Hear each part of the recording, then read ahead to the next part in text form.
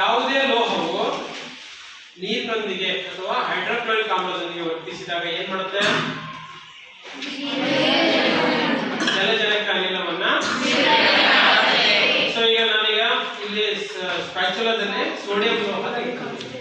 Sodium ಲೋಹ ಅತ್ಯಂತ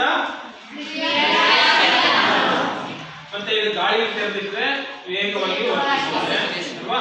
ಇದನ್ನ ನಾವು ಎಲ್ಲಿ ಸಂಗ್ರಹ ಮಾಡ್ತೀವಿ? ಸಂಗ್ರಹ ಮಾಡ್ತೀವಿ. ಸೊ ಈಗ ಇದರಲ್ಲಿ ಹೈಡ್ರೋಕ್ಲೋರಿಕ್ ಆಮ್ಲ ಇದೆ. ಓಕೆ, ಸೊ ಹೈಡ್ರೋಕ್ಲೋರಿಕ್ ಆಮ್ಲ ಅಥವಾ ನೀರು ಯಾವ ತಗೊಂಡ್ರು ಅಷ್ಟೇ ಸೋಡಿಯಂ ಲೋಹ ಹಾಕಿದಾಗ ಸೊ ರಿಯಾಕ್ಷನ್ ಆಗುತ್ತೆ. ಅನಿಲ ಬಿಡುಗಡೆ ಆಗ್ತಾ ಇದೆ, ಕಾಣಿಸ್ತಾ ಇದೆಯಲ್ಲ, ಅದು ಯಾವ ಅನಿಲ?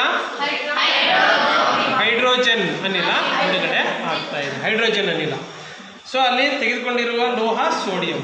ಸೋಡಿಯಂ ನೀರಿನೊಂದಿಗೆ ಅಥವಾ ಆಮ್ಲದೊಂದಿಗೆ ವರ್ತಿಸಿದಾಗ ಜಲಜನಕವನ್ನು ಬಿಡುಗಡೆ ಮಾಡುತ್ತದೆ. ಅಲ್ಲಿ ಏನಾದರೂ ಬೆಂಕಿ ಕಾಣಿಸ್ತಾ? ಹಾಂ, ಓಕೆ.